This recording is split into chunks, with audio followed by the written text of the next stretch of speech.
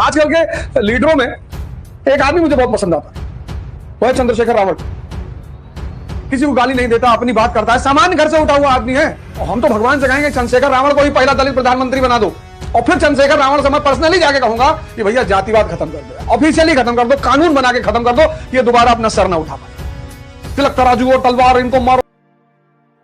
Actually ब्राह्मणों को गाली देना बहुत आसान है, कम जनसंख्या है,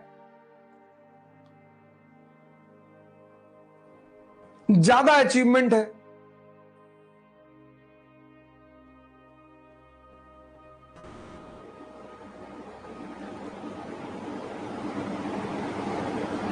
धर्म पर अभी भी एकाधिकार है, ज्यादातर ब्राह्मणों का ही धर्म पर एकाधिकार है। 3-4% जिसकी पॉपुलेशन हो और धर्म पर जिसका एकाधिकार हो और अचीवमेंट अच्छी हो, उसको टारगेट बनाना बड़ा आसान है, उससे पोलराइजेशन करने में बड़ी आसानी होती है। एक दलित लीडर हैं कोई दक्षिण के, बता रहे थे 1884 में कांग्रेस पैदा हुई और तिलक तो SC ST OBC के एकदम दुश्मन। विपिन चंद्रा पढ़िएगा, ब्राह्मण जाति। पहले तो आप थोड़ा सा मैं यहां पर आपको एक चीज बता दूं कि जाति व्यवस्था और जातिवाद दोनों बिल्कुल अलग चीज है। कास्ट सिस्टम और कास्टिसिज्म, ये दोनों अलग अलग बातें हैं। आप कहोगे अलग कैसे हैं? ये पैदा हुई गुप्त काल में,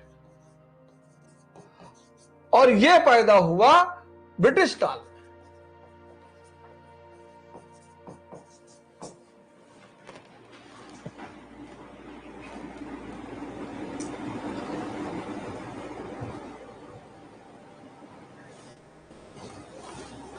ये गुप्त काल में, ब्रिटिश काल में।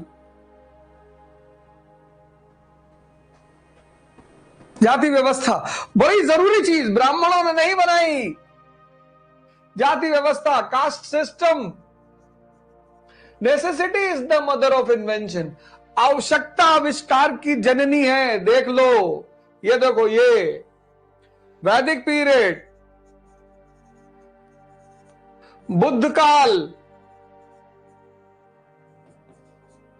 मौर्य काल,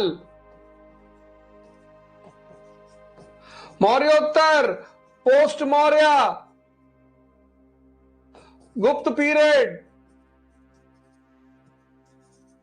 पोस्ट गुप्ता,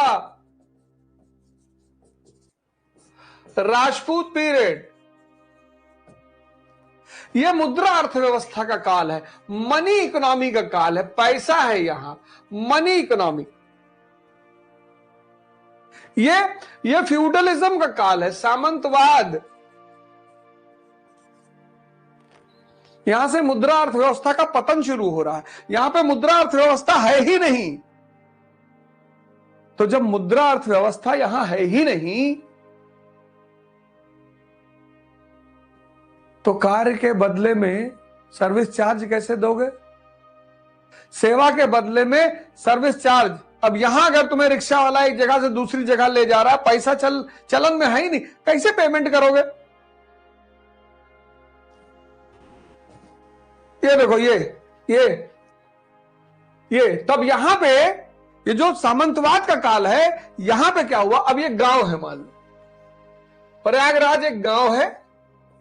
प्रयागराज सामंतवाद के काल में प्रयागराज एक गांव है, गांव। और यहां पे X है, Y है, Z है, A है। ये X जो है ये कारपेंटर है, Y जो है ये पॉटर है, Z जो है ये बार्बर है, और A जो है ये वीवर है। ये चारों इस गांव में रहते हैं, प्रयागराज गांव में, और ये अपनी सेवा दे रहे हैं, गांव को सेवा दे रहे हैं। अब ये अगर इस काल में सेवा दे रहे हैं तो इनको सेवा के बदले पैसा मिलेगा, क्योंकि इस काल में पैसा चल रहा है। लेकिन अगर ये इस काल में सेवा दे रहे हैं, पैसा है ही नहीं इस काल में, तो जब पैसा है ही नहीं तो सेवा के बदले क्या मिलेगा? सेवा का बदले मिलेगा शेयर। किसमें? गांव के उत्पादन में। तुम देखो आज भी तुम्हारे घर में शादी वादी जब होती है ना, तो ये लोग आते हैं कि भैया जजमानी, इस व्यवस्था को कहा गया जजमानी व्यवस्था, जजमानी सिस्टम। जजमानी सिस्टम, इसको कहा गया जजमानी सिस्टम। यह सामंतवाद की देन है, यह ब्राह्मणों की देन नहीं है।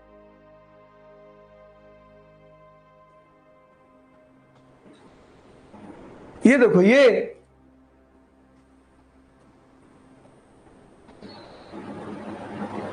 इस काल में, ये देखो इस काल में, ये डायग्राम देख लो, इस काल में यहां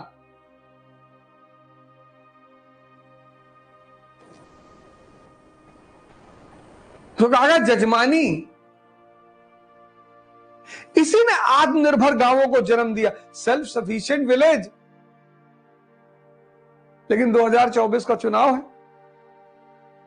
और ब्राह्मणों पे हमला करके सबसे ज्यादा पोलराइजेशन किया जा सकता है। तिलक तराजू और तलवार, इनको मारो, जूताचार। और फिर जब सत्ता में आ गए तो कह देंगे हाथी नहीं गणेश है, ब्रह्मा विष्णु महेश है। सभी करते हैं। आप देखो खोल के। हाँ मनुवादी, अरे कौन मनुवादी की चल रही है? SC/ST एक्ट लग जाएगा तुरंत।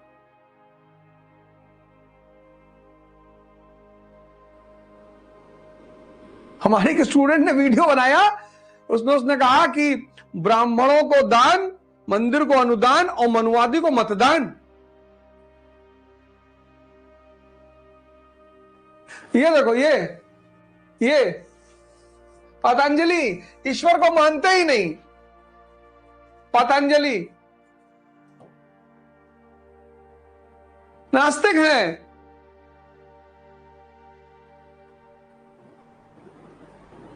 रामानंद मध्यकाल के बहुत बड़े संत हैं। रामानंद ब्राह्मण हैं। कबीर इनके शिष्य हैं।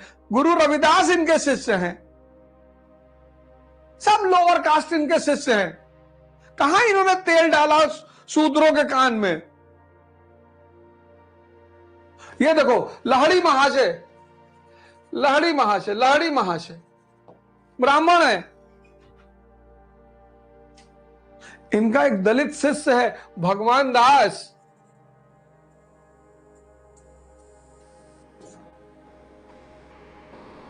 उसको अपने बगल गद्दी पर बिठाते हैं। चेक कर लो ये सब।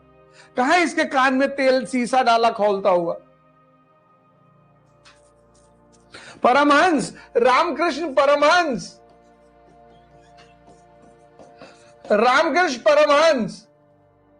इनके शिष्य हैं। रसिक, अछूत हैं। उनके घर में जाके झाड़ू लगाते हैं। पता कर लो। ये ईश्वर चंद्र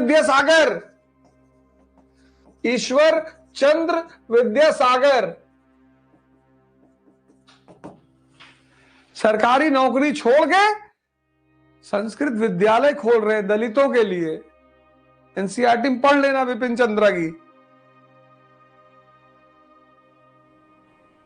ये दयानंद सरस्वती ब्राह्मण है। कितनी बार इनके ऊपर बम फेंका गया।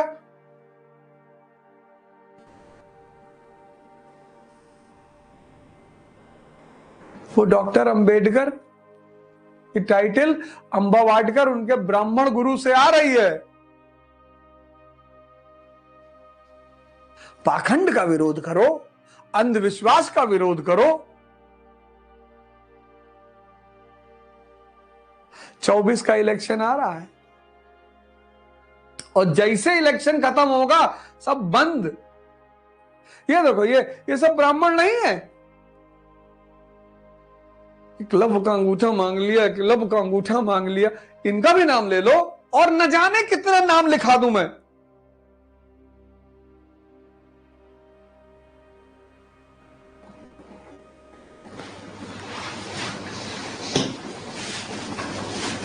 और न जाने कितने नाम लिखा दूं मैं।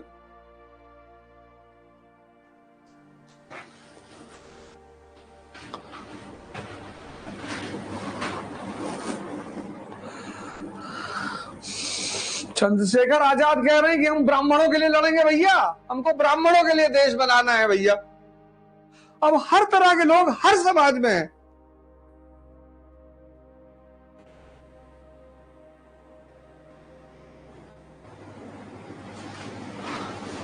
इतनी नफरत तो नहीं फैलनी चाहिए ना देश में। तो अब देखो जातिवाद जो है, अब जातिवाद, जातिवाद, जाति व्यवस्था, यह है जाति व्यवस्था। समझ लो आज ये क्यों पैदा हुई। कम से कम तुम लोग तो पढ़े लिखे हो यार, मतलब तुम्हारे हाथ में देश है। बाकी तो खैर जो मन में आए करो, हमें क्या लेना देना है, हम कौन सा वो कर रहे हैं। लेकिन